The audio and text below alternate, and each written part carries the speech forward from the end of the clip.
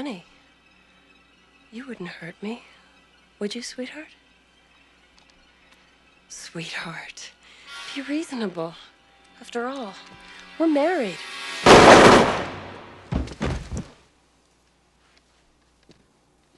Consider that a divorce. That was your wife? What a bitch. It's Two Dads, One Movie. It's the podcast where two middle-aged dads sit around and shoot the shit about the movies of the 80s and 90s. Here are your hosts, Steve Paulo and Nick Brianna. Hello, everybody. Welcome to another episode of Two Dads, One Movie. I'm Steve. And I'm Nick. And today we are continuing our march through Arnie with Total Recall, the 1990 film starring Arnold Schwarzenegger, Sharon Stone, and Rachel Ticotin. And I'm not positive if I'm pronouncing that actress's name correctly, but that's how I'm going to say it today. Looks pretty correct. It's not far off. Before we jump in and get started, I just want to remind everybody, hey, do you want to get a hold of us? Do you want to talk to the two dads? Do you want to involve yourselves more deeply with us? Back off. It's okay. We're both married. You can't get that close. There's that. But you can go to twodads1movie.com. That's the number 2 and the number 1. There you can explore all of our episodes. There's a way to travel through the movies we've covered and connect. Oh, this one connects to that one with that actor or that composer. You can explore all this stuff, check out a bunch of stats, see how we stack up against Roger Ebert and Gene Siskel, for example, and other cool stuff. So check out twodads1movie.com.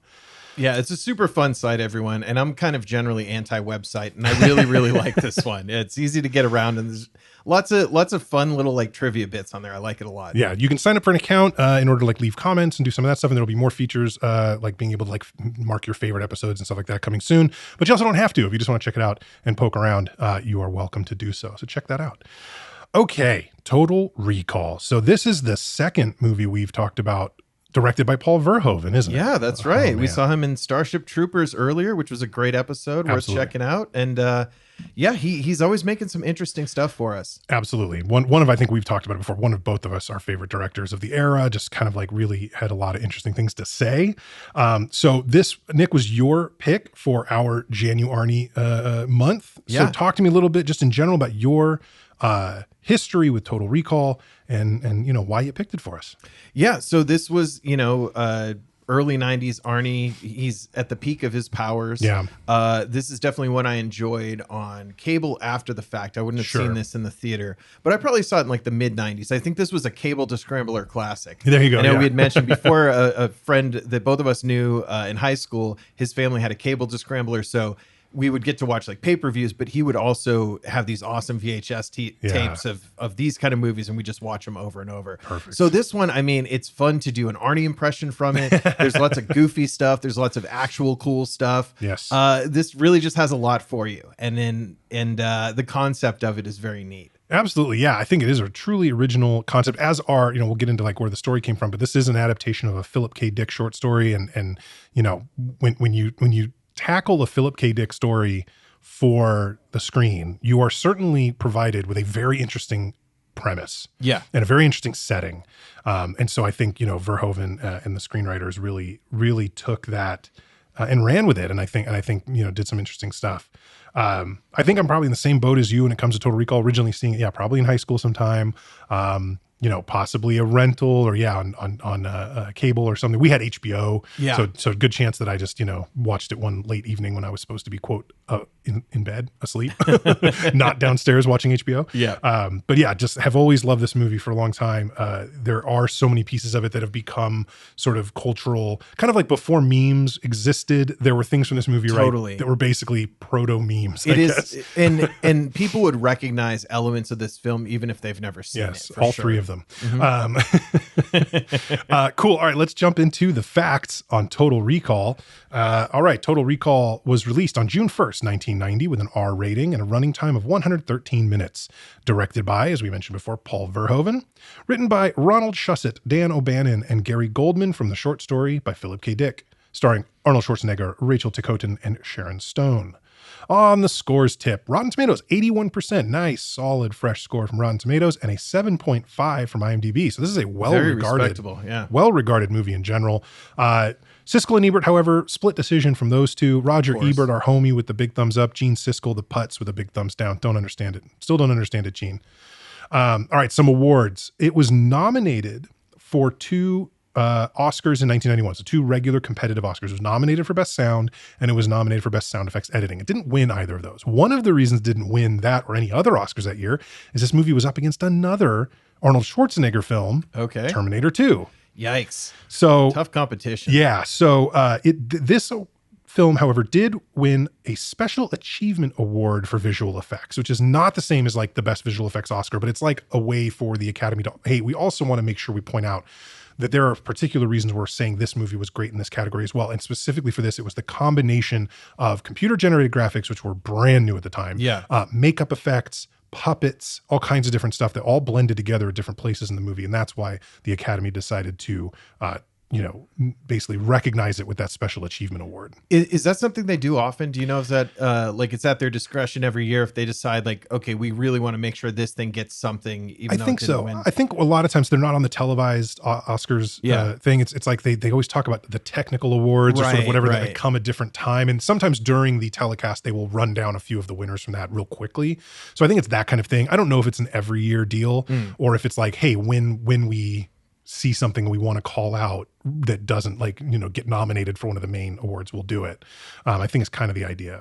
Or it's more specifically for like, oh, it's not just that it's for special effects or visual effects. It's for this specific effect it did. Like it was revolutionary in some way. Exactly. It raised the art form somehow. And so for this, it mentioned specifically the combination of practical and computer effects. Very cool. It did, however, win 2 1991 Saturn Awards, which we actually see the Saturn Awards show up fairly often. It's like the Academy of like science fiction and horror or whatever. It's like its own thing, but it's specifically around sci-fi and horror movies. Yeah. So this won Best Science Fiction Film and Best Costumes at the 91 Saturn Awards. On a budget of $65 million, which it looks like it on screen. They squeezed every penny out of that they could. It earned $261 million at the box office for 4 times its budget, making it an undeniable smash hit. Absolutely. Those are the facts on Total Recall.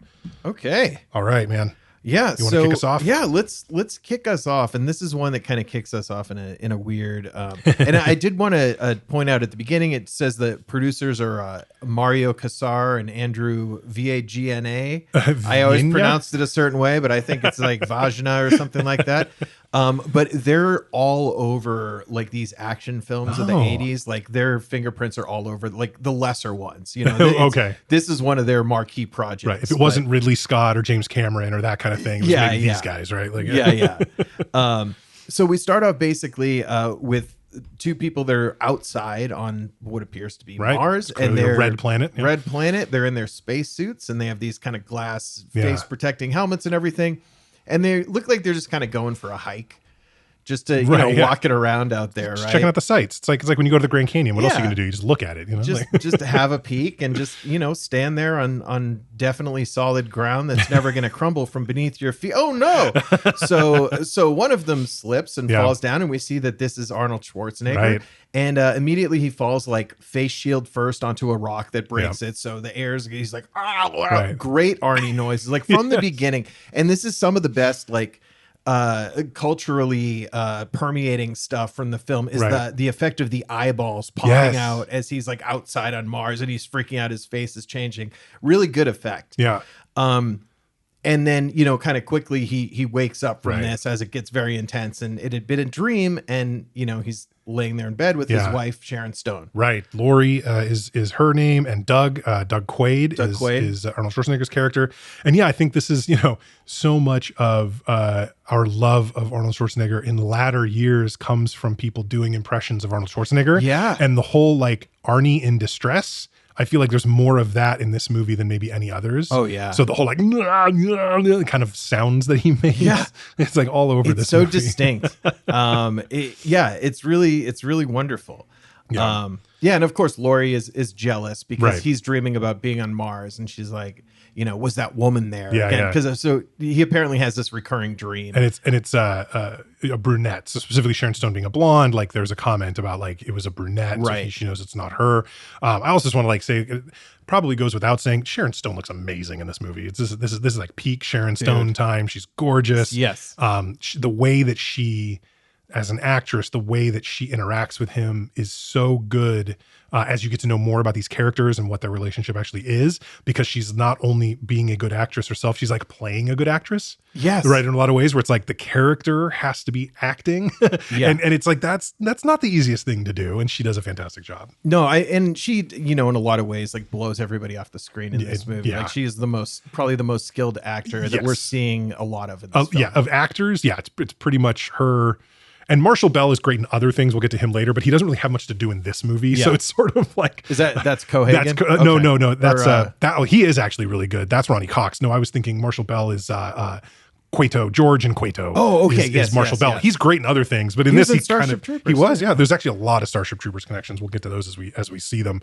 But yeah, there's that. And yes, Ronnie Cox, who was in RoboCop, the head of that corporation in that movie, is now the head of like Mars Mining in this movie, and of course was also Lieutenant Bogomil in the Beverly Hills Cop movies as well. So Ronnie Cox is great as well. Yeah, in this. But yeah, back to like the kind of moment in the movie where we're at.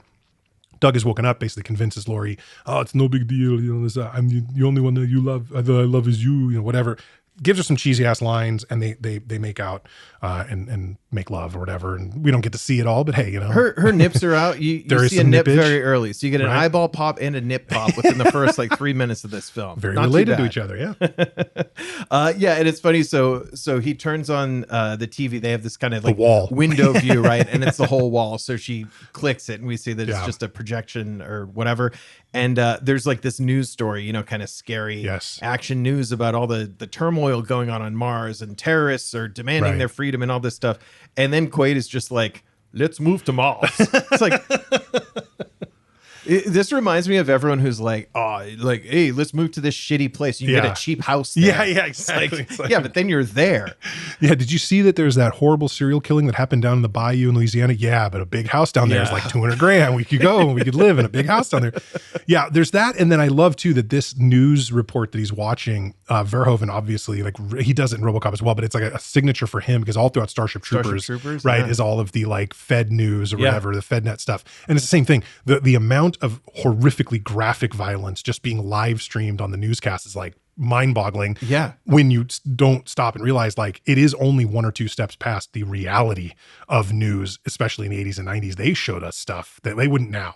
Like they were much more permissive. Well, now it's on YouTube. You know? And well, stuff, there's that. so, yeah, unfortunately. Yeah, you still have access to it, but it's not on like Dennis Richmond isn't presenting it to you. Exactly. It's not news at 10 or whatever, showing us these horrible things. So we get a very graphic. In fact, the cops or whatever they are, the sort of security forces that are quelling the terrorist outrage or outbreak are also, you know, telling the camera, you know, get the fuck out of here, you know, whatever kind of thing. But yeah, apparently Doug's response to this is that looks like a good place to live. Yeah, like, whatever. Like, come on, he doesn't seem to give like. Does he like the adventure? Does he think there's opportunity? Like, it doesn't. Yeah, he doesn't explain it at all. He's clearly obsessed. And she even said when he wakes up and he says, I was doing a dream. It's like, oh, was it on Mars again? He goes, yeah. And it's like, you're obsessed. This is becoming an obsession. Yeah. You know, he is clearly.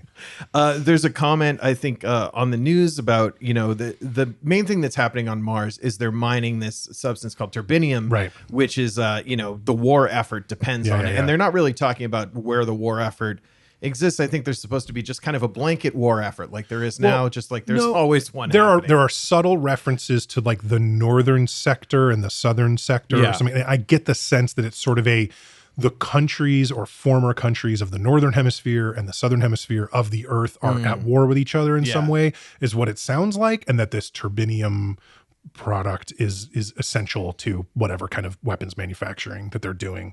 You know, maybe it's like copper. You just need a ton of it for a ton of stuff, whatever, right? So there's that. But yeah, she basically tells him, no, we shouldn't move to Mars. Yeah, it'd be a bad idea. and they also on the news, I think they mentioned that Kuato and the terrorists are basically the group that's trying to thwart this effort. They're like the rebel group on Mars. Well, and we're setting up a very classic, you know, one man's terrorist is another man's freedom fighter sort of setup. And that's quite deliberate. Obviously, it's kind of Verhoeven's shtick in a lot of ways, is that kind of commentary. And then we set that up. We then follow Doug as he leaves to go to work. I want to pause real quick to say, I think I had the jacket he's wearing. It's like a green, almost kind of bomber style with like the brown, like corduroy or leather collar. I think his is leather. Mine might've been corduroy, but it's like looked very similar. That sort of olive green with the brown collar was like just standard, like 80s, 90s jacket. I think I had almost the same one. Mine would have been much smaller, however, because I was like, you know, 12 or something. Yeah. It's hard to find a 12-year-old the size of a peak Schwarzenegger. No, thank God. Like, that would be weird. So he gets on the subway train. He goes through that X-ray security. Yeah, that's this is right. our first glimpse of That's that, right. which is really cool. And this is again something that stood out forever to everybody who watched this, where you walk through the security screen and it's a full X-ray, so they're just watching your skeleton walk through there. Very cool, and not dissimilar to what we have now. Yeah. Although I think those guards were like trained in some sort of way, and we don't do that anymore.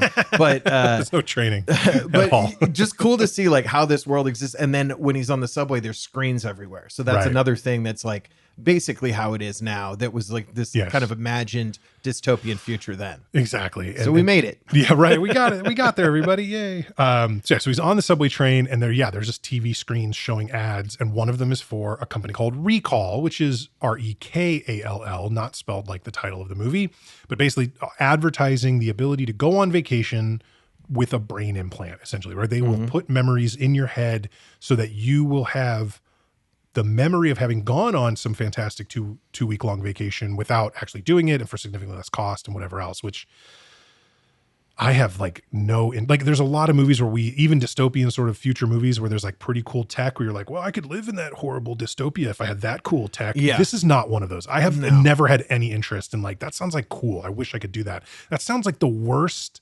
There's no way you don't wake up with like cognitive dissonance and your brain is just fighting with the reality of like knowing you went to the recall place and then constantly questioning, well, which memories did they put and which ones are real? Like it would be constantly a problem. But wouldn't they do you think they would even erase your memory of going to the recall place? Like your new memory would be, I went to the airport and went on this trip. That's the thing that bugs me out is that even in a world where you didn't go to recall, you're surrounded by people who are convinced by all this shit that for a fact is not real. Yeah. So it's just like this schizophrenic, crazy ass environment. And they didn't dig into that aspect of it too much, but the implications of this are very interesting, and like it opens your mind to this like whole new idea of a world. It's really cool. I need to go back. I need to find that Philip K. Dick short story that influenced this because I have a feeling he probably wrote way more about that as a concept and the ramifications of it rather than this overarching story about Mars. Like I get the sense because it's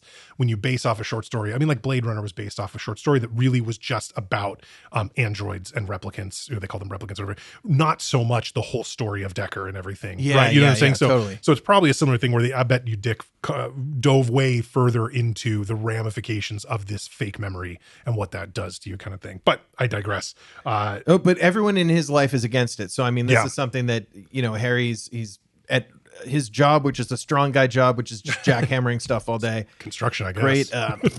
I mean, perfect job for Arnie to have in a film. He should be that in everything. And his buddy, Joey Tribbiani's dad, is there to say, Harry, that's a terrible idea. When he's like, you the recall. Yeah. Guy went there, got lobotomized. Like, don't do it, kind of thing. Yeah. And they're really, against him. And then the next scene is basically him showing up at the recall office. And he already had an appointment. Like he's asked me about it, but they were expecting him. Like this isn't, Honestly, this is how I operate. I'm like, hey, do you think it's a good idea if I get a new car and the keys are jingling in my pocket already? I love that when he goes in here real quick. So at the time I'm watching this movie with my wife. And she's painting her fingernails, which she hates doing because it's just, whatever. So she always puts it off. So she's doing it. And then this scene comes on where he walks in the recall office and the receptionist there has some kind of like magical fingernail palette where she dips this stylus into it and touches her nails and they change color. My wife just looks up and she goes, son of a bitch. See, that is tech that we should have, right? Like, I guess it would be like implants on your nails. It would almost be like little LED screens. Little screens. Yeah, exactly. Something like that. So initially he talks to I think it's Bob is the name of the guy that the sales guy at Recall. He sits down with him, he chats, and he's like, hey, where are you thinking you want to go? How about this? How about that? Whatever. He goes, I want to go to Mars. And immediately the guy's like, nah, come on, whatever. So he's already trying to steer him away. So we've had his wife say, you're obsessed with Mars. It would be a terrible idea to move there. He's had his buddy at work, Harry, tell him, like, no, don't fuck with your brain, pal. It's not worth it. Like the whole deal, like, right. And now even the salesman is like, not to Mars. Yeah.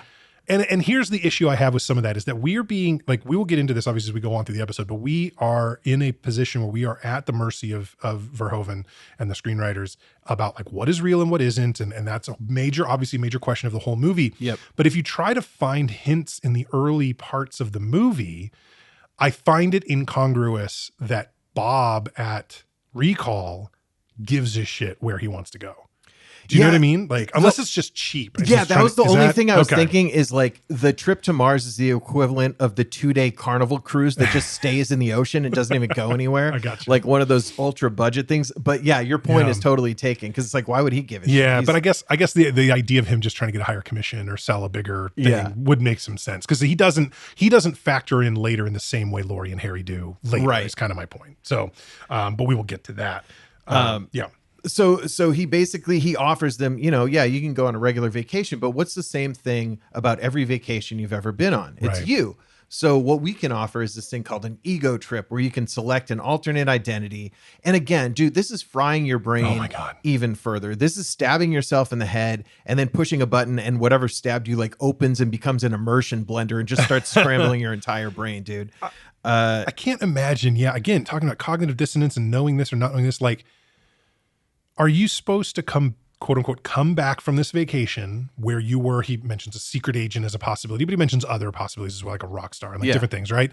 And you're not actually a secret agent. So what does your psyche do about the memories that you have of having been a secret agent? Right. It's just does the memory includes like a resolution to wrap up whatever your identity was for that length of time? Or and something? What could that possibly be? Yeah. Like, I'm going to also get the memory of retiring from the Secret Service or whatever the hell it is. Like, it's just very strange. It's that the ego trip part to me seems the most psychotically insane piece of all of it. Yeah, it is. It's definitely a fun idea. And so, he basically, his selling point is, you get the girl, you kill the bad guys. I have this scenario. It's great. You get the girl, you kill the bad guys, and you save the entire planet. Right. Yeah. And then the assistant at the lab or whatever who's set to program the machine says, "Oh, that's a new one. Blue sky on Mars." Oh, before they put I it didn't catch in. that. Okay, which I think informs like a lot of the thing. Yeah. So now he's hooked into the machine, and we kind of get this cool scene of his head like in this really neat looking like ultimate. It's like Magneto's dentist chair or something like that. It's a psychotic MRI machine. Yeah, it's crazy. It's crazy. And he's freaking out and he's doing his noises. Yes. And we're getting some nice Arnie noises here. Yeah. But things go wrong quickly. They go wrong. And I'll be just going to stop for a second. I didn't catch the blue sky on Mars comment from her. And now I feel like I'm more confident in the ending. So we'll get back to that, but like, I'm going to come back to that because that's interesting. Yeah. Okay. Yeah. All right. So we cut away. Initially, Bob is talking to another potential client, trying to sell them while his little video phone with no sound on, the two scientists who are working with Doug are screaming into it, trying to get his great attention. Effect. I think that's super cool. Yeah, absolutely. And so they say he's having, quote, a schizoid embolism, which boy, does that sound bad. Like, I don't think that's a real thing, but that sounds bad. But that was focus grouped. I mean, that is a nice sounding phrase. Yes, exactly. So they shoot him with this like sedative super soaker like 58 times. Well, so they do it initially when he starts the process. Yeah. And it affects him. Right. Like, it really does affect him, the one thing. And I counted, and it was 8 shots into like his leg. So 8 times whatever tranquilizer they gave him initially, they give him 8 more of it, which is why he then passes out to the point that they're able to sort of shove him into a cab, because what they say is he keeps talking about that they're coming to get him and like whatever. His cover's blown and all this stuff. And Bob is even like, what are you talking about? Like, that's just his secret agent, programming or whatever for the memory. And she goes, I haven't loaded it yet. And that's an interesting thing because I think here's the first moment where Verhoeven is making it clear that we should not feel confident about what's real and what isn't. That to me is the first line that is really like, okay, so which is it? And I always want to say, oh, that's a good indication that like, that it is all in his head, that it's not, or excuse me, that it's, he's really there. Yeah. He's really going, it's not part of the recall thing, except that everything from the moment he takes, that he like completes the like, whatever design your own girlfriend segment kind of thing, we have to assume after that, it could just be the implanted memories. Yeah. Right. Like we don't have any reason, to think that it couldn't be for any reason. There's no like clear dividing line between when it was supposed to start. Yeah. And it's really great. So the doctors are freaking out, and this is again, I mean, this is a Verhoeven thing. I think this is intentional of just showing like the ridiculousness of these characters. But one of the doctors is like, he's actually been to Mars. And then the guy's response is, use your head, you dumb bitch. Like, why? It's like, Why so aggro, dude? Ouch, man. So they threw him in the Johnny Cab. The Johnny Cab, once again, predicting the future. Waymo.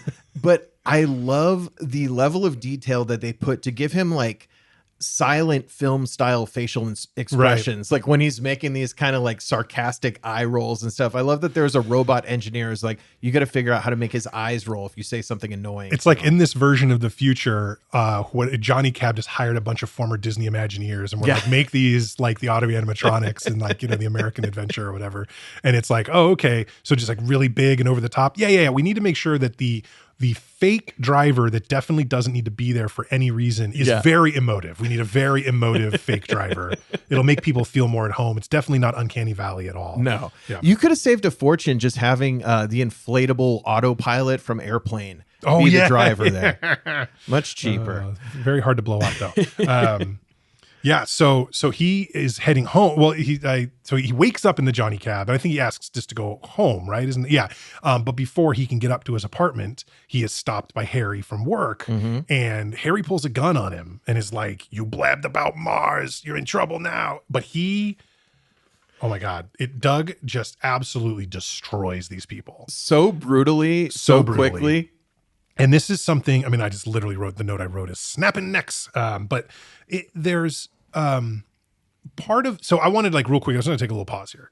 25 minutes in the episode, I don't care. I'm going to pause for a second and say, we've talked about Verhoeven before. We've talked about Verhoeven as a satirist. And I still believe that in general, all of Verhoeven's work has satirical elements. I don't believe this is as clear-cut a satire as Starship Troopers or RoboCop are. I feel like those are both like much more clearly intending to satirize particular pieces of political or social life. This is more commentary, in my opinion. There's satirical commentary, but one of the pieces of satirical commentary that the movie makes, in my opinion, is the casting of Schwarzenegger in this role.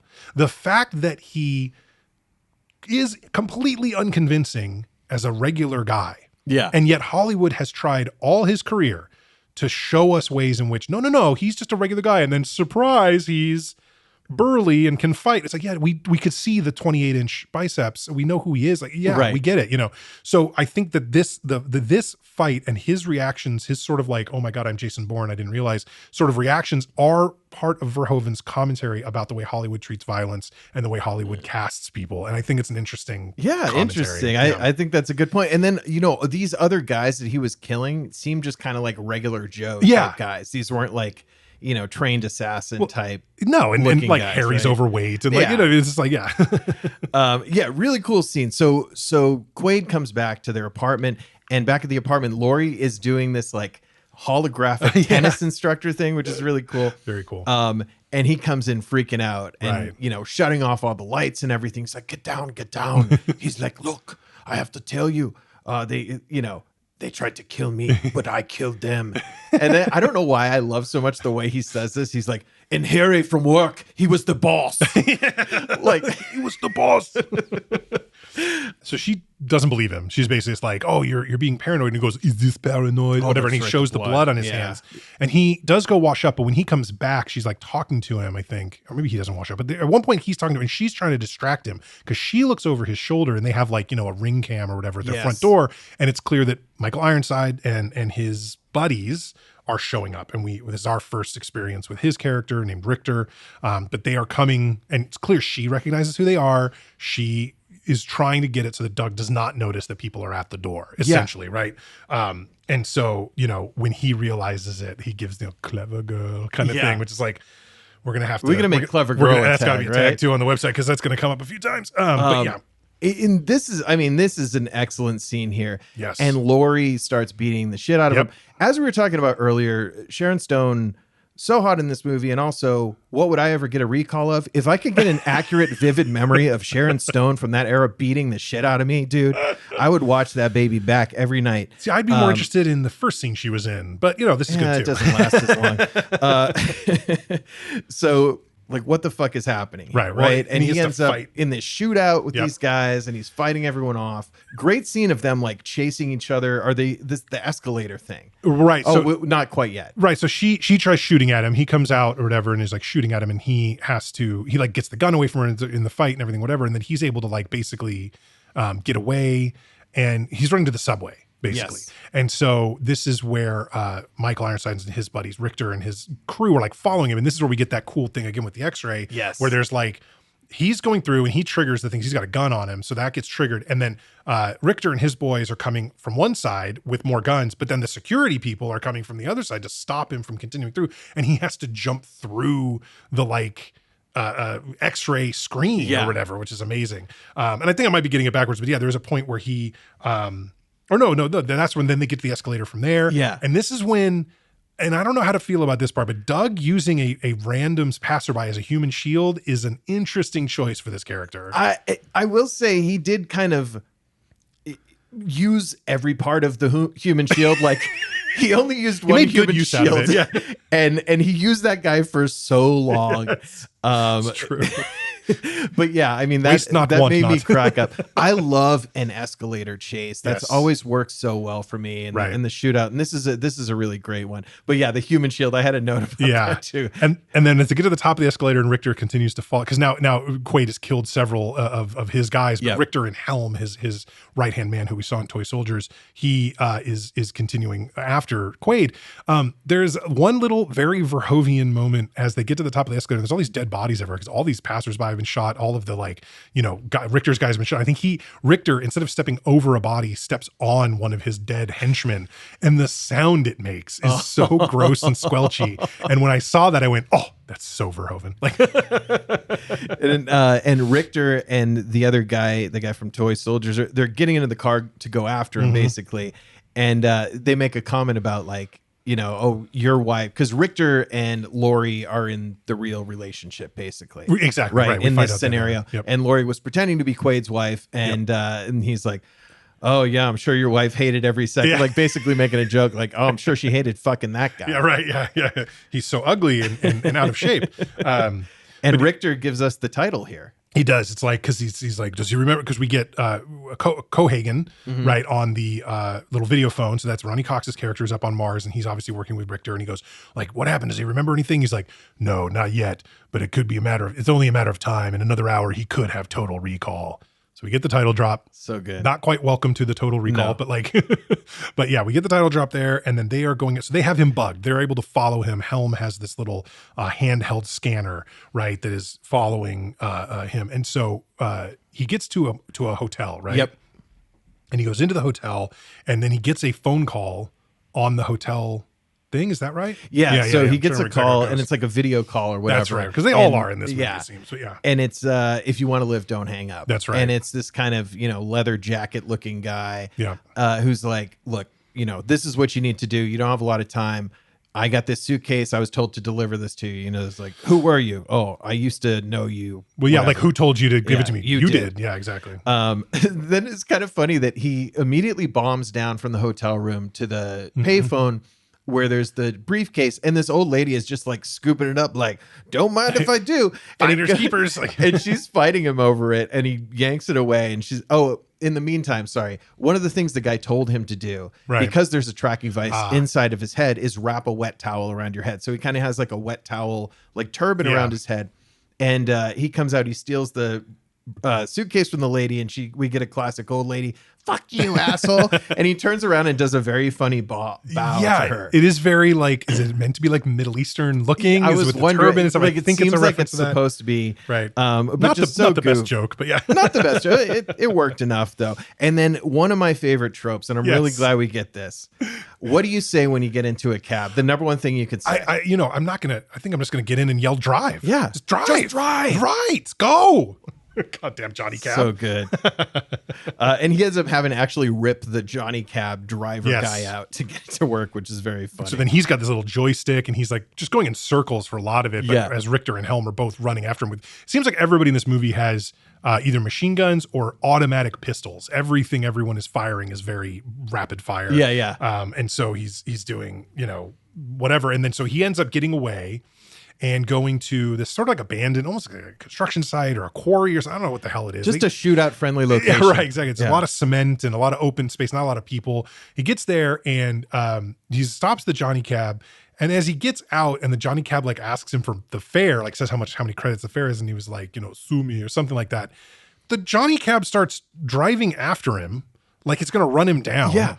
hits a cement wall, and explodes like a nuclear weapon. It is the biggest. Why is it a bomb? How is that powered? Yeah. Right. Is it turbinium? Like, really funny though. Yeah. It tries to get revenge on him. They were just programmed. All cabs, this is what Waymos are going to do. They are programmed to run you down if you stiff them on the phone. That's literally how they're programmed. So the trick is get two facing each other. Don't pay either of them and have them crash head on. This is cool. When he gets up there, he finds a spot and he opens up the suitcase, and there's like cash, there's different IDs, there's weapons, there's like some kind of mystery looking gun type thing, which we're not sure about. And then there's like a watch that can make a hologram projection of him. That's the coolest. Yeah. That's the coolest. That projection watch thing is so neat. Really great. And then, the part of the briefcase is like a video screen, and it is him talking to him. That's right. And he's saying, my name is Hauser. Hauser, yes. And, this basically, is what's going on. Tell him what to do. You're not you. You are me. Yeah. That whole thing. But yeah, basically it's like, you've got a bug in your head. You got to use this thing. It's self-guiding, it says, but you basically have to shove this as far up your nose as you can and then press the button or hold the trigger. He says, when you hear the crunch, you're there, which is so effective. Yeah. So bad. Yeah. So that thing creeps up his nose, pulls out, and then the tracking device, it's the size of, what would you say? A large marble or something? Like a shooter marble, like one of the big ones. Yeah. But then when it comes out, it opens up, and then there's a much smaller actual device in there. Right. Couldn't you put that in the maybe it would have like shorted out being like with the brain or something, like in the juices.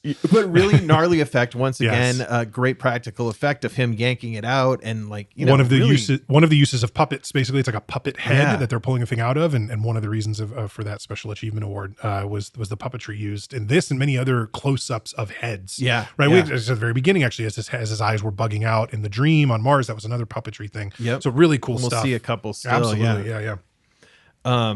So yeah, he gets this out, and basically Hauser is saying, get your ass to Mars. Yeah, get your ass to Mars. Get your ass to Mars.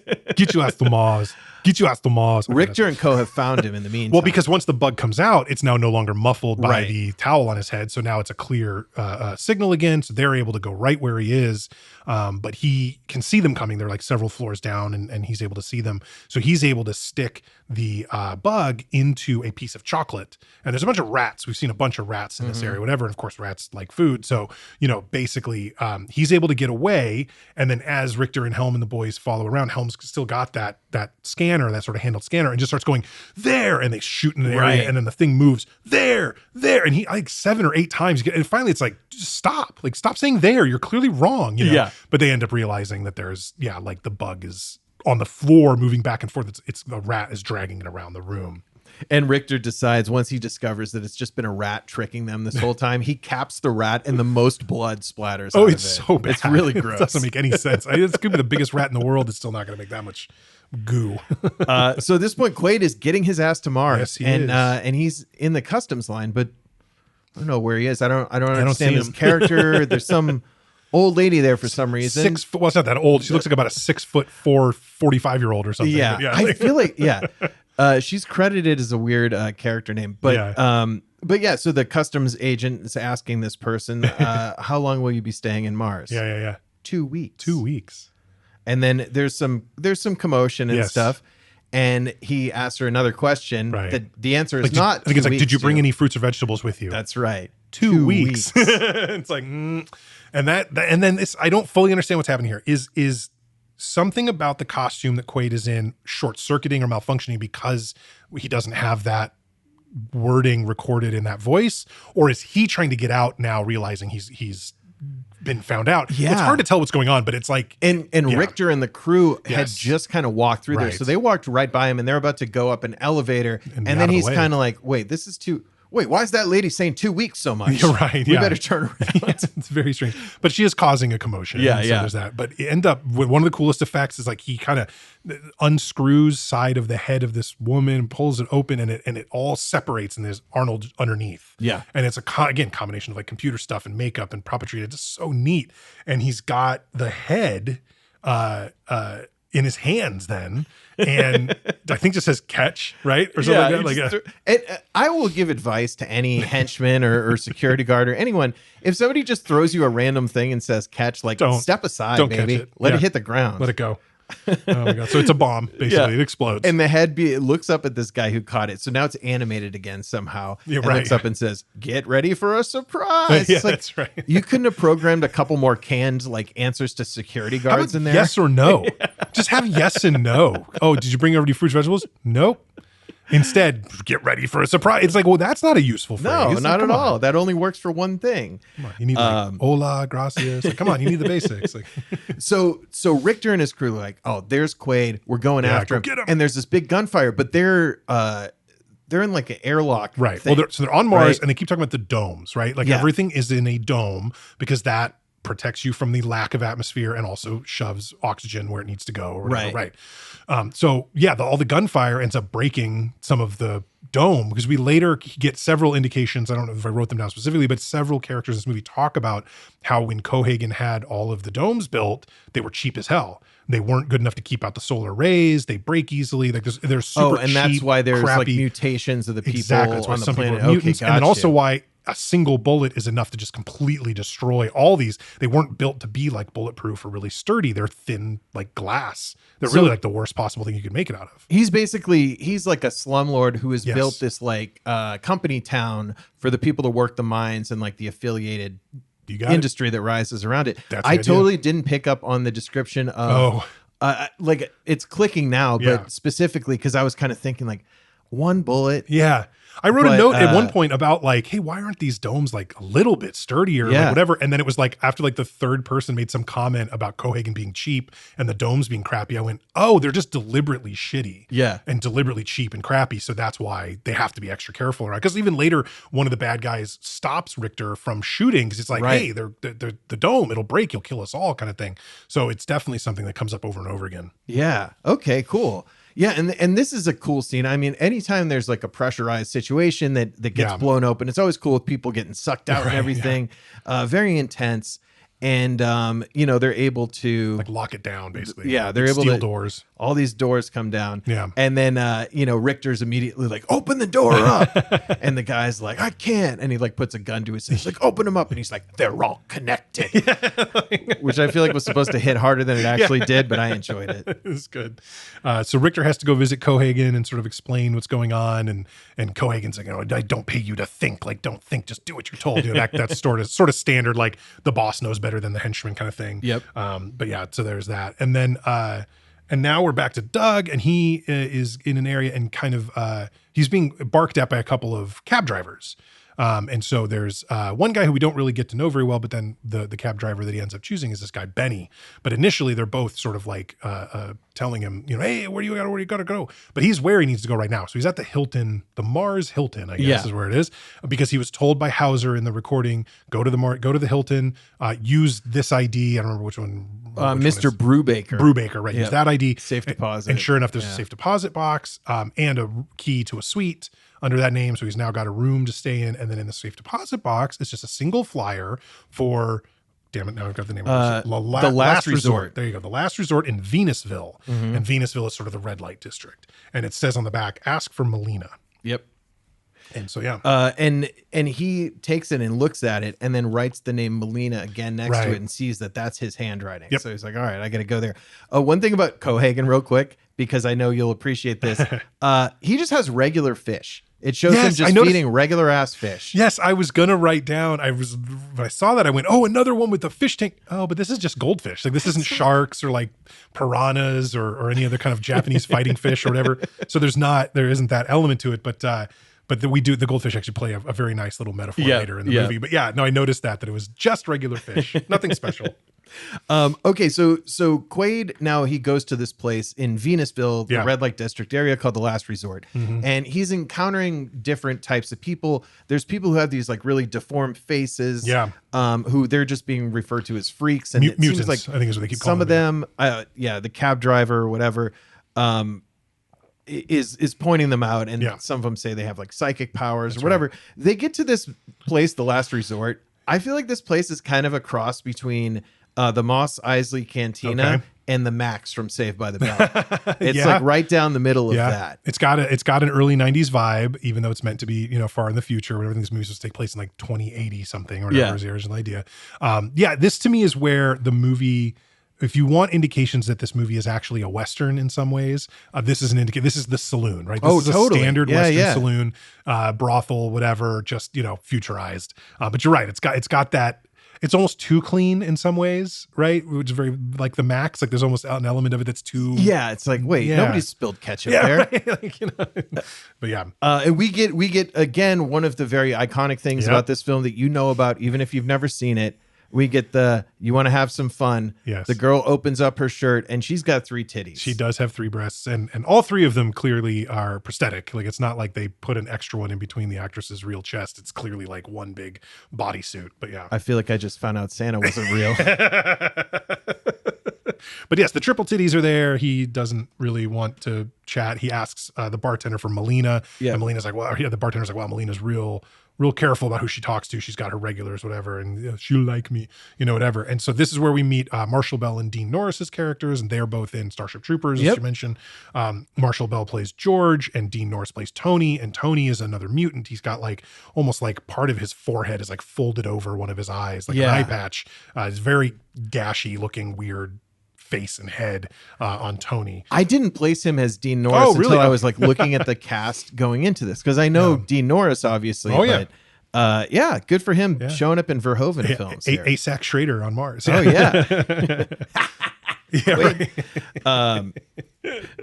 So because of this like melee and stuff, I think Cohagen has declared martial law in at least that sector of Mars, right, and maybe across the whole planet, but at least where the people who don't matter live, it's martial law. They call it like Sector G or something, which I'm assuming A is where all the rich people live. So by the time you get to G, you've gone down a few levels. Right. It's kind of what it feels like.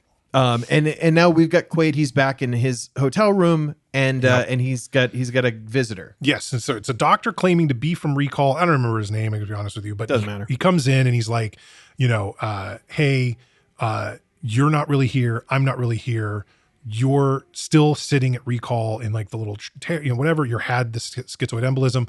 Like nothing is real, but like you need to listen to me or whatever. He's like, well, why should I listen to you? And he goes, well, here. And so Lori then comes in. So door opens and it's Lori, and she's like, Doug, like, I'm not really here. I'm at Recall with you. Like they just put me in here so I could help you like realize you need to come back, all this stuff. And they kind of talk about, if you take this pill, this will, you'll wake back up or whatever and come out of this whole thing. Yeah. And he's like, he's super sus. He's like, why should I believe you? Like this isn't, and he goes, well, what, if this doesn't matter, I could shoot you right now.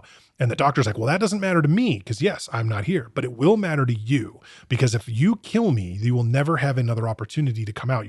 Your subconscious will never let you realize that this is just a dream, that you're not really here, and you'll never get home, and you'll never get home to your wife. You'll never get home to your life and whatever. Like you'll just be in this thing forever until you're killed here or whatever. And it looks like he's going to buy it.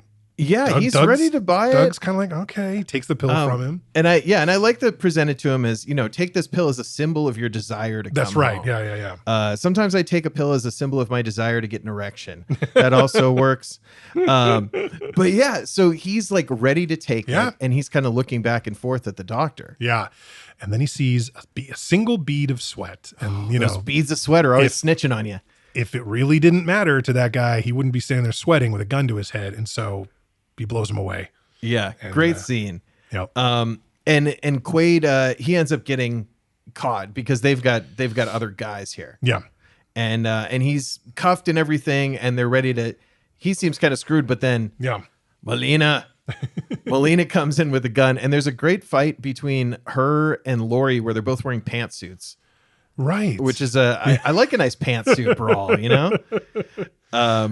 So really good, satisfying fight. Great to see her come through. And then, she's finally put in the position where Lori's like, come on, Doug, we're married. Yeah, exactly. Blows her away. Consider the divorce. Also, I'll say Richter, before all that happens, he is on the video call with Lori after they've sort of like, the fight has started, and before Melina comes to rescue Quaid, and he Richter on the video screen does the Sean Archer face wipe on the little video screen, and I was like, "Ooh, like I got you! Look at that!"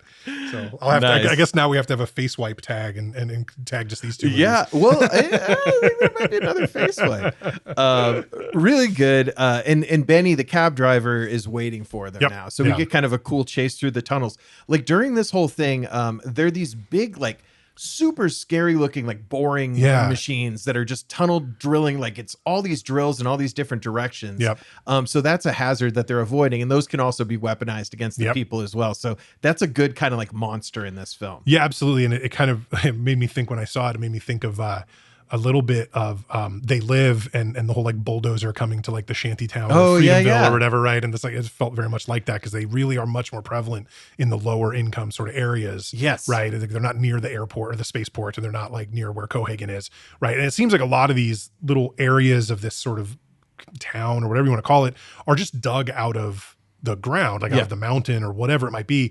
They mentioned several times a pyramid mine that is not far from where they are. And it's this enormous, mountain or whatever.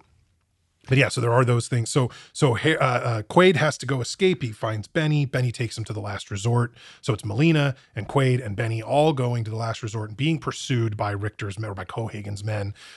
They get into the last resort and Tony immediately recognizes, Melina's like, Tony, and he goes, they don't hesitate. There is a secret little passageway. I love this move. So good. They let all three of them through, shut the passageway, and immediately like a table and chairs gets put in front of it. So it's just another table and chairs or whatever. And there's this whole sequence where Richter is now like, where'd they go? Yeah. Where'd they go? And the three-tittied prostitute is the first one to be like, I don't know what you're talking about. He just shoots her right in the head. No hesitation. Terrible. And he turns to this little person, dwarf prostitute, and is like, maybe you remember. Oh my God. And he's, as they decide like, all right, we have everything we need. He just says, kill them all to the, his guys. So they're just taking out everybody. Well, but the folks at the last resort are holding their own. They've got their own weapons. They're shooting a bunch of people. There is a lot of carnage on both sides. And then Cohagen calls Richter Richter calls in from the car, whatever. And Cohagen says, pull out. Oh, that's right. Pull out. Like he's like, but we know where they are. We've got them. No, pull out.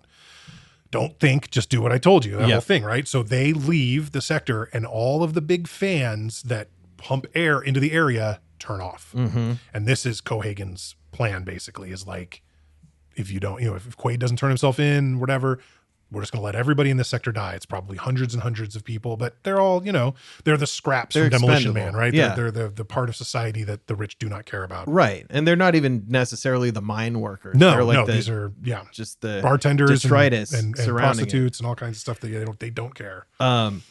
So they're in these, like in the depths of the tunnels now, and they're being taken somewhere, and Benny, they encounter, right. They're talking to the people. mutant, resistance guys. And they're kind of like, Benny, like, why should we trust this guy? Yeah. And he pulls like a fake hand off and unfolds this really cool looking, like almost tentacle pronged, like alien looking hand. So and he's like, I'm too. one of you. Yeah, right. He's a good one. Like we're with him. Really good. Yeah. And then George, the Marshall Bell character, who were brought to him, and he talks about how, Kuato is going to want to see you, or whatever. But this is what I found interesting. In this reality, right? Melina knows Quaid as Hauser. Hauser is the previous version of Schwarzenegger's character, Quaid, that the Quaid character believes, he believes he's Quaid because Cohagen wiped his mind. To sort of eliminate Hauser, right? So George and Melina and all these and Tony, they should all know him as Hauser. Melina calls him Hauser over and over again. Yeah. But George refers to him as Quaid every time he talks to him. And I don't know if that was a mistake or if that's or does he know what he knows himself as best? Or that's weird because it's like they have not talked at all, George and Quaid, and George immediately refers to him as Quaid, even though Melina probably would have introduced him as Hauser. Right. So it's just weird. I found it odd that George calls him Quaid and not Hauser. I don't know. Again, I don't know if that was just sort of like the script supervisor took a piss break or whatever and just didn't notice while that was happening or what. But like something is off there for me. We have too many names going on. Yeah. I will also say, if you're making up names, you got Quaid, Cohagen, and Kuato. It's kind of like they're gonna blend together a little bit. Yeah, for sure. So Kuato appears. Yes. Yeah. George goes to talk to Quaid alone, and Kuato arrives. He unbuttons his shirt. Yep. Kuato is emerging from his belly. Right. Has a really funny voice. Yeah. I will say I love when I catch random lines from movies that are sampled in music. Oh, okay. Yeah, right? yeah. And there's the first thing that Kuato says. He's like, a man is defined by his action, not his memory. Right. Open your mind.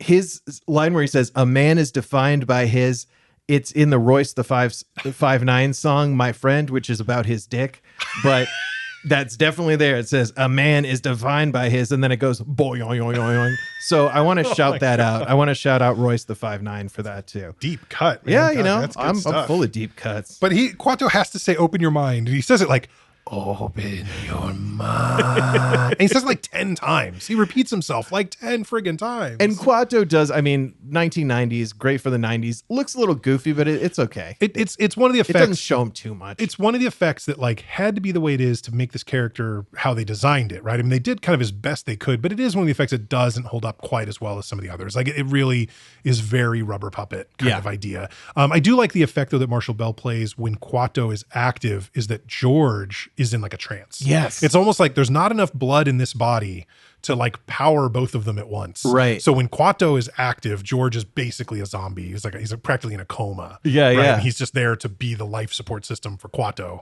you know, and then when it goes back, George kind of comes to. It's an interesting thing, and you know, the way that Marshall Bell plays it is great. Maybe that's the deep allegory for Royce the 5'9's penis as well. Hey, Like, there you there's go. so much blood, I just pass out. Not enough to run both heads.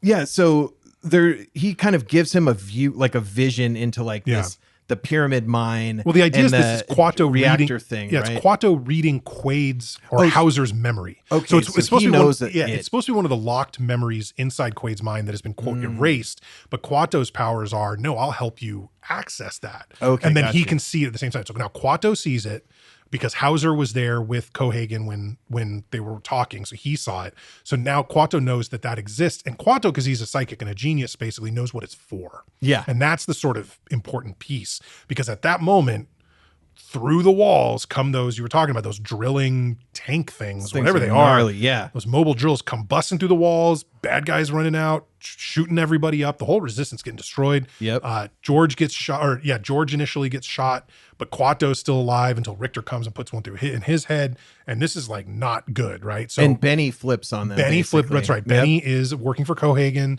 and turns on him, and is part of the reason why they were able to find their way to this base or whatever. But Melina and Quaid escape. Mm-hmm.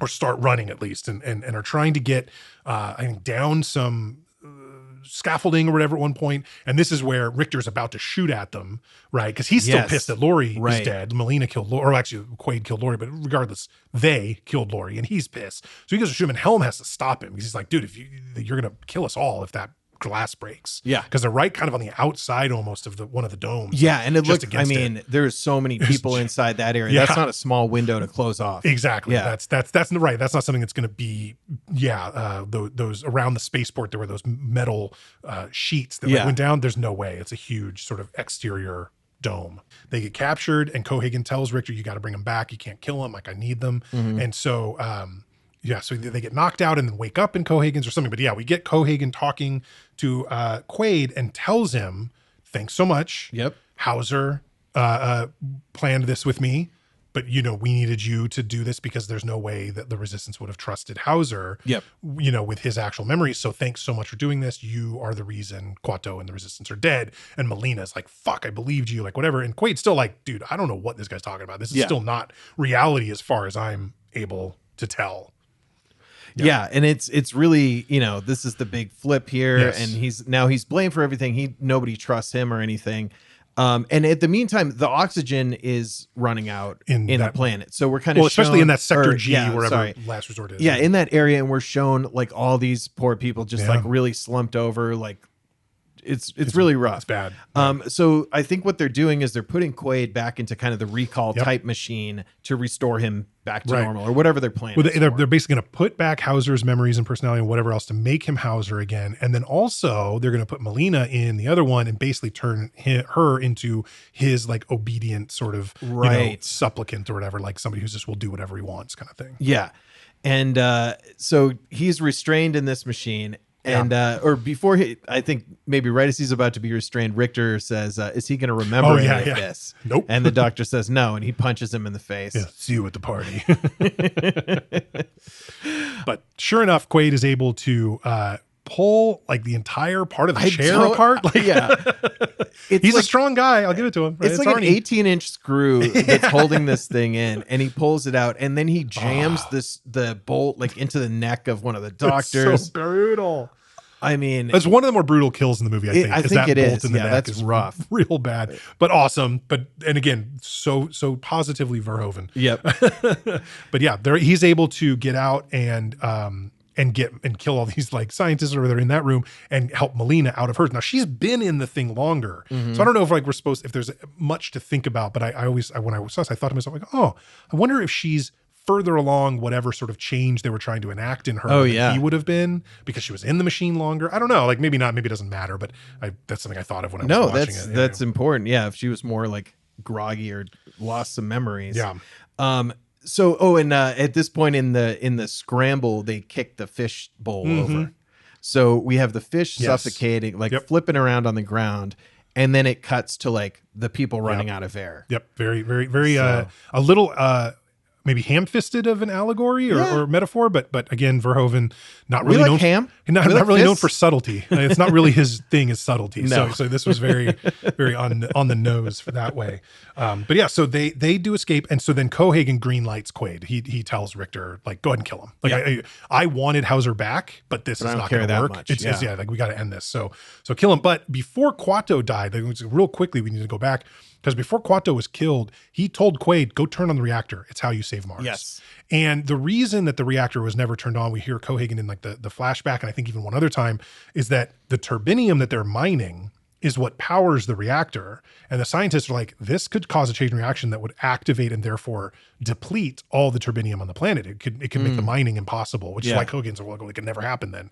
But what apparently Kuato is able, what either Quaid remembers from Hauser's memories or Kuato put in his head, I'm not sure which, he later says, a little bit ahead, but not too far, that there is a glacier underneath the reactor. The reactors will go and heat that up. They'll like push down into it and heat it up using the turbinium, and that will cause the atmospheric sort of oxygen to escape from these glaciers and fill the sky, basically, or whatever. Right? This is the idea. So he knows, or at least believes he knows, what this will do and the effect it'll have, and how it would be able to save the planet, essentially.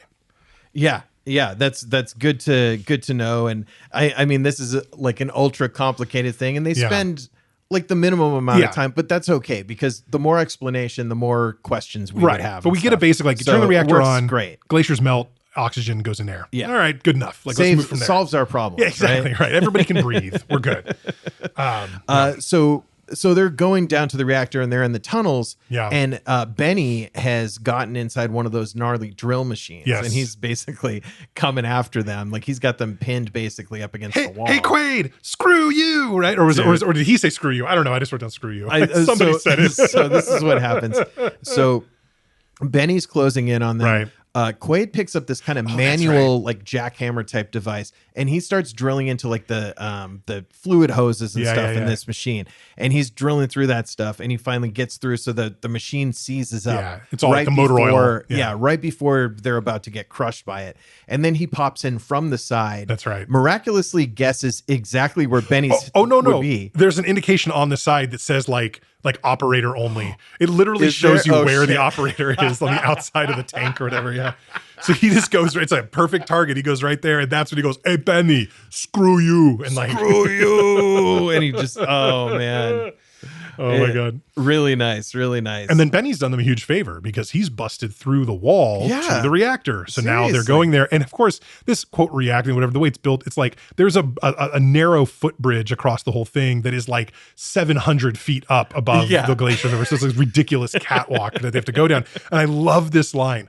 It's basically like, I think Melina asks Quaid, like, will this reactor like save things, or will this help or work or whatever she says? Because his response is, if we turn it on in time. Then they casually start walking across. It's like, maybe run if you have time. Well, you're not going to have that much time if you're just like traipsing across the catwalk. Go run, dude. That it looks like you have like 1,000 yards to go. Like it's so big. Yeah, you got to sprint across those. I'm more afraid of heights than I am of the planet dying. So. Jesus. So then this reactor, when they're down in there, it's a very shootout friendly environment. Once again, it's all these big columns, right? So there's plenty of places to hide. And we remember that Quaid from earlier has the hologram Yes. watch.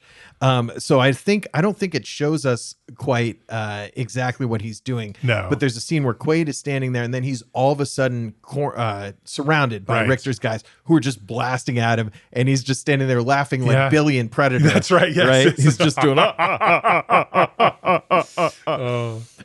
So now they're fighting against the hologram. He's able to take some of them out because of that. Right. So that happens. They're shooting at the hologram. They're obviously not hitting anything. And then he comes around the corner and blows a bunch of them away. How did none of Cohagen's guys shoot each other? They're all pointing. Right. They're all in a circle. They should all be dead. First of all, that's a terrible thing to do, even if your target is actually present, because you're still astray. Is Terrible going, idea. Right, where you don't want it to go. But the fact that that's a hologram and all the bullets should be going straight through to whatever, like, is he that much taller than all of them that they were shooting at his head and therefore over each other's heads? That would be pretty dumb, but maybe that's what's going on. You got to go for center of mass, guys. Come on. I know. Yeah, that definitely bugged me. So he ends up on this big elevator fighting with Richter. Yeah. Right. Yep. Which Oh, man. we love some Michael Ironsides. Absolutely. Love this guy. And this is a great scene of them fighting, and ultimately, what does he throw him off the side as the elevator's getting to the floor? He's like pinning him down as like where the elevator is from a big open area where it starts with no walls. It's just because it's a platform to where it's now going into like a chute that's about the size of the elevator cab. So when he's hanging off the end, he's basically like getting crushed. His head gets kind of taken off or something. I don't know exactly what we see, but he gets crushed, right? Isn't that like and his arms get pulled off. Oh, that's right. It's his arms. And we love it on Two Dads One Movie. We got a couple of arms pulled off. We will be tagging this movie with missing or artificial limbs. Absolutely. And then we get Quaid holding both of the arms in his hand. And he goes, "See you at the party, Richter." And he just kind of like hucks them off the elevator. He just tosses them. Oh my God. So good. So Richter's dead. And then now we're up to where there's like this trigger thing. There's this circle with this funny looking hand print in it, right? And it's a 4-fingered. It looked like Benny's hand would have fit perfectly. Maybe, pretty close. It also reminded me for whatever reason very much of like the whole Fifth Element. Right, where there was like that handprint thing, that would come a few years later. So there's that, but Cohagen's there, and Cohagen is basically trying to convince him, like, no, you don't do it, like you can't do this. And then there is a bomb. Now I don't remember exactly how this works. There's like a grenade or a bomb that blows up part of the wall. Like, right. What was so that? There's a bomb that blows out part of the wall, and then we have the scene of everyone, about to get sucked out once again.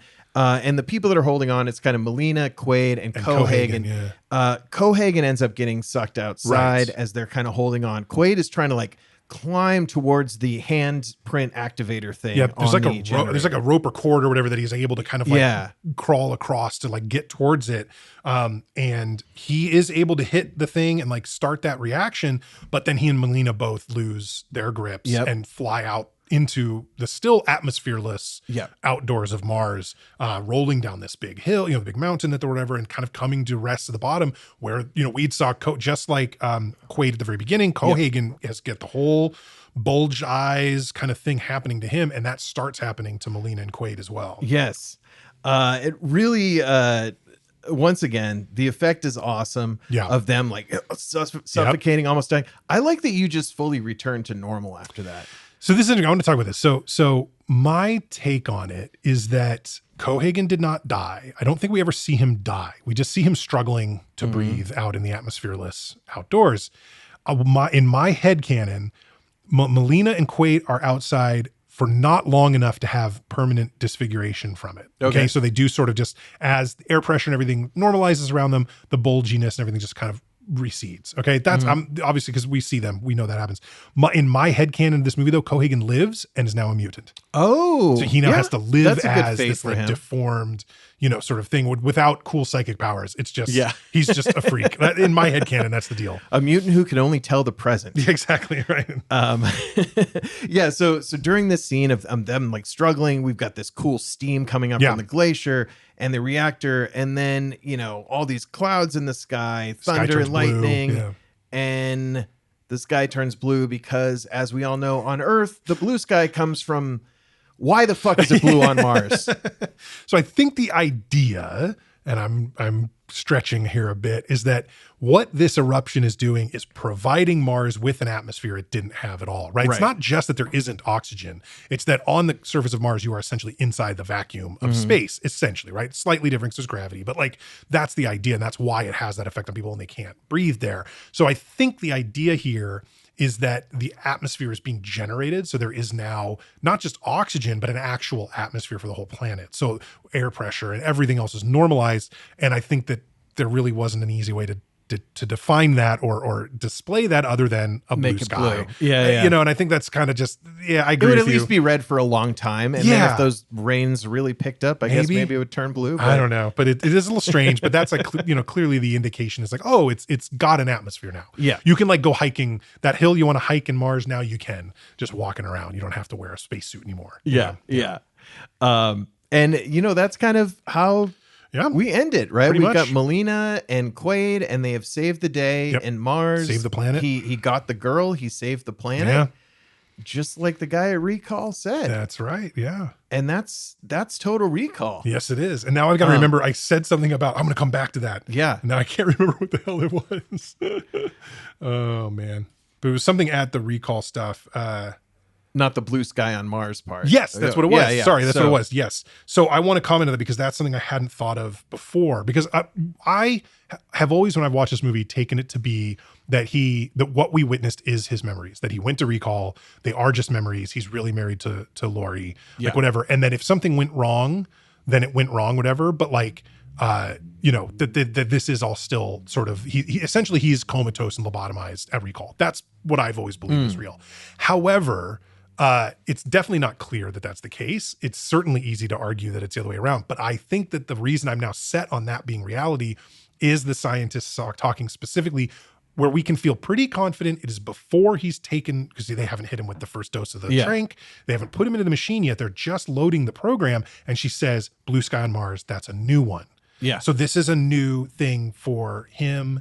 This is new for them. They don't do this that often. And so in my opinion, it is all like the real Douglas Quaid is married to the real Lori Quaid, and he is now a comatose, lobotomized person. So he will never be normal again. Jack Nicholson in One Flew Over the Cuckoo's Nest right now. He's just a vegetable. Interesting. That's my official take on how I think the reality of the movie is that nothing in the movie actually occurred. It is 100% this ego trip that he was put on. Yeah. So I believe that it's also a trip, but I'm also kind of inclined to just think that after that he wakes up disappointed in Recall and has to go back to his shitty life being married to a hot ass Sharon Stone, who he killed in this memory. Yeah, like so that's why I think he's just lobotomized. Oh, actually, yeah, that's interesting, because if he's killing people that he knows, like if you're on a secret agent adventure and you're just killing random bad guys, whatever, you're not going to be that affected when you wake up. But if you're I'll go towards that. I'm sure I'm going to revisit this at some point, but I like that theory.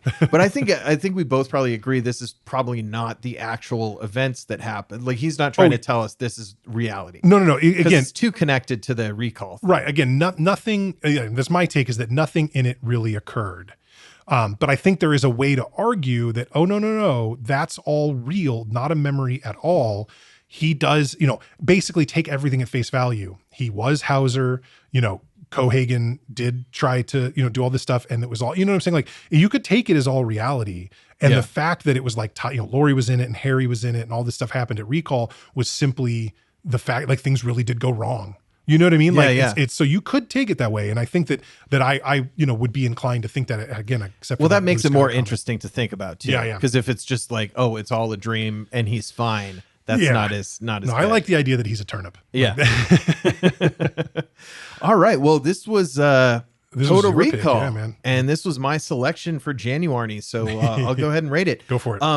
It had been a few years since I'd seen this, but I really like the experience of watching it. I think isn't quite as good as the experience of thinking about it and talking about it. Like enough. Because there's elements of this movie that I would like imagine in other scenarios and stuff, and like that's really cool. Specifically, Three Titty Lady, but like there's parts of the movie that drag a little bit that aren't, so it's not like a perfect movie for me, but this is a great Arnie performance in the middle of his prime. Sharon Stone is great. I think Michael Ironside, we always love to see him. We always like to check off some of our classic tags. And there's not a lot to dislike about this film. I think nothing's distractingly bad. So I'm going to go ahead and give this one a 4 out of 5. Total Recall, that's the official rating of Nick, is the 4. And I definitely see... if you haven't seen it, why are you listening to this podcast? Put this at the beginning. See the movie and then come back and join us. But for sure, really fun. Some great Arnie and a great addition to January this year. Completely agree with you. Actually, in almost all ways. Big Verhoeven fan. I know you are as well. Again, this is not as clean a satire as some of his other movies, but it still has a lot of commentary, a lot of stuff about corporate greed over the common good. And again, one man's terrorist is another man's freedom fighter, like that whole concept.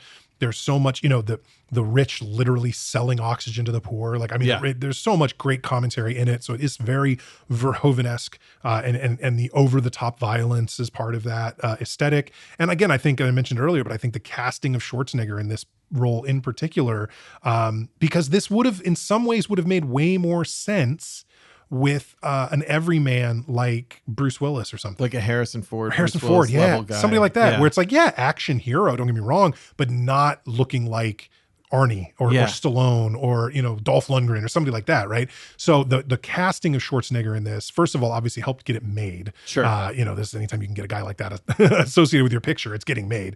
But I think it was Verhoeven making a comment about the way that American entertainment views quote unquote heroism and violence and all this kind of stuff. It's very interesting to me. I'm just a big fan of that kind of crap. So, I'm also a 4 out of 5 on Total Recall. Very enjoyable film. Yeah, I don't think it's like perfect in any way. There's lots of it that, is just kind of like a little ham-fisted or over the top, or hitting you over the head with it a bit.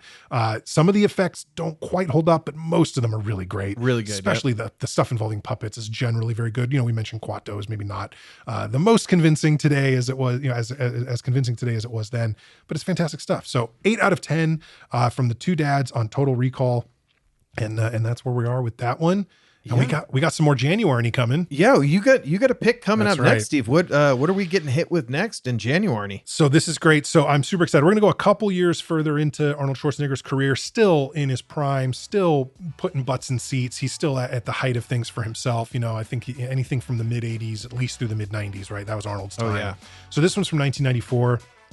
And as it turns out, it's a repeat for several people involved.